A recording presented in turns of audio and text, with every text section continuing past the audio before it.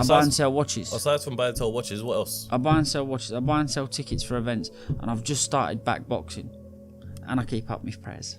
MashaAllah. Let's talk about that. As you mentioned the prayers, right? I don't want to. You've mentioned it on quite a few podcasts. Your reversion to Islam, right? So we'll touch over basically like what happened, sort of thing, and I'm going to relate it to business as well. So tell us, like, how did the whole reversion of Islam happen? Completely unexpected.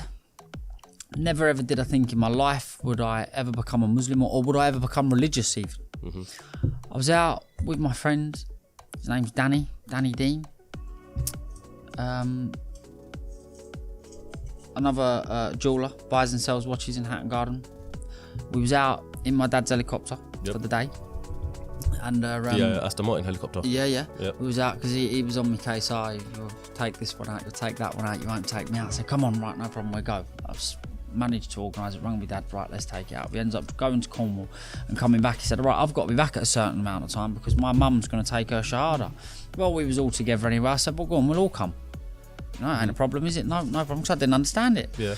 So I've got in there and I genuinely felt something in the mosque that I've never felt anywhere at all. So I thought, right, and the thoughts that I was having was amazing. Like, imagine having God behind you. That was the sort of thing I was thinking. Now, to go into detail would be difficult for me now, but it was something that I haven't experienced ever. So I looked at my friend Daniel. I said, like, wow, I can't believe what's just happened to me. Do you know what I mean? He said, like, get me a Quran and let me read it. And then every page I was just felt it was so relatable and I was so compatible with what was in the Quran. I said, I think I want to take my Shahada. And then I thought, you know what? I'm going to read it again. I read it again, started talking about it, and then I looked and thought, what a beautiful community, what a beautiful and simple religion, and this can help me in this life and the next. So I thought, it's a no-brainer. So at the point when you first went into the mosque, when your friend's mum was taking in Shahada, her Shahada, to you actually taking your Shahada, what was that time? How long was that? 6 weeks. So you read the whole Quran in that 6 weeks? Twice. And then you decided, what made you actually decide? Because there's one thing seeking knowledge and reading the Holy Book of Islam, and then there's one thing of like, do you know what? I want to join this. So there was a ticking moment that made you actually want to become a Muslim. Yeah, that feeling that I got in the mosque, and anything else only God can answer. Yeah, fair play. And this is where I want to revert it back to, and how I want to revert it to business. A lot of people that I speak to, whether they're Muslim or whether they follow a religion, they conduct business in almost like a different type of way. So I want to ask, has your reversion to Islam made you conduct business or yourself in a different way as to before? If I had to give an example, owning a nightclub in Islam, you probably couldn't do that because it involves parties and whatnot. So has it made you think about conducting business in a different way that's compatible? Not to say that you're doing anything anyway that was against Islam, but has it made you think? I'm only a student. I'm still learning. Be aware, I will probably make loads of mistakes, and I will hold my hands up to every single one. I'm not perfect. Only God is perfect, as you well know. And like I say, I will make mistakes. And thankfully, I will try to make them as minimal and as less as possible, because I've got some very good people around me to point and steer me in the right direction. Of course. And my intentions are extremely good. I feel it in my heart. That's the main thing.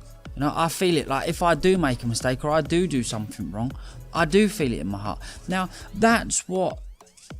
I've never really had that before. But now I'm conscious of doing something wrong, which makes me feel it's powerful stuff. It's very difficult for me to explain what's inside, but not really. Obviously, there's rules and guidelines, and I will do my utmost best to stick to them. Now, that's what matters. Of course. I'm only a student in the religion, but I will do my best to learn as much as I can and be the best Muslim I can. You hit the nail on the head with that answer. You can't ask for anything different other than what you just said. Exactly that.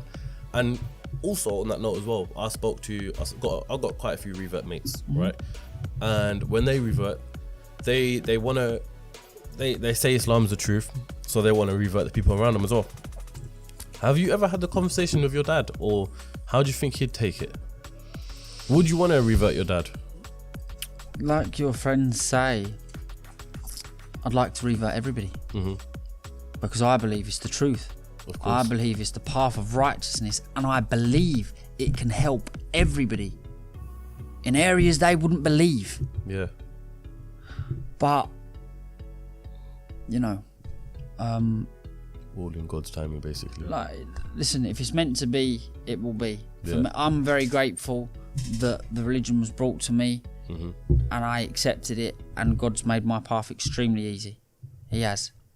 You know, I've had a little bit of backlash, what I expected, but from every Muslim brother, Who did all you I've have had is backlash from? love.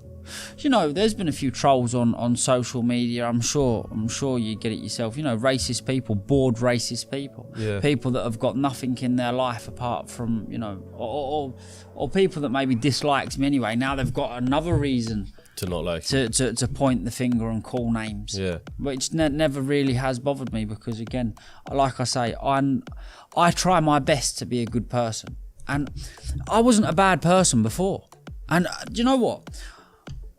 I said to my dad on a podcast previously, because we, you know, the Muslim thing It came up, and cut a long story short, we was getting asked questions to and fro, and I said to my dad, right, what do you think? Do you think it's made me a better person? And he stopped and he went, I don't think it's made you a better person, which is not an insult, because I don't believe I was a bad person. Yeah. I wasn't a bad person. I'm definitely, now I would say I'm definitely a better person, like, personally. Yeah. But he said, no, but what I would say, it's enhanced you as a person, which I think was a great way Of saying it. it. Yeah. Because it has. Yeah. It's made me want to do better, made me enjoy doing better things. When you have kids eventually, will you bring them up with Islam? Well, of course. Yeah. Of course. You know, I wouldn't want to restrict them. And listen, if they got older, I would leave my kids to do what they wanted, but I would try and direct them down the Islamic path. Yeah. Because it's helped me. It does help me on a day-to-day basis. Every single day that I wake up. You know, before I used to get up and pray Fajr is a beautiful thing. I feel good all day. It's made me appreciate what I have got and still want more, but if I don't get it, I'm happy with what I've got. I appreciate having air in my lungs and being alive. Now, I've never felt like that in my whole life. So you don't think of it like that, do you? No, but now I do. Yeah. How long have you been Muslim for now? Since September 2022. Would you say it's almost felt like a rebirth? I wouldn't say so much a rebirth. It doesn't. It feels like I've had my eyes covered. You know, like I feel so like I can't. Genuinely, it's such a hard feeling for me to explain. I just feel better. I want to do more. Everything seems easy. When something don't go right, I don't feel so bad. I'm not so harsh on myself. You know, look, tomorrow's another day. If I wake up tomorrow, great. Alhamdulillah. Alhamdulillah. You know, like I'm just so grateful for what I've got now. I'm still striving and pushing to get more, but regardless, I'm happy with what I've got. I'm so appreciative of what I've got. And before I wasn't. Before I was like, oh, why ain't I here? Why ain't I there? Why won't this go right? Why won't that go right? You know, now I'm looking, thank God I'm alive. And thank God my family's healthy. Thank God I'm here on your podcast. Alhamdulillah for that one. You know? No, I get what you're saying, man. That's what I'm saying. You're grateful about everything.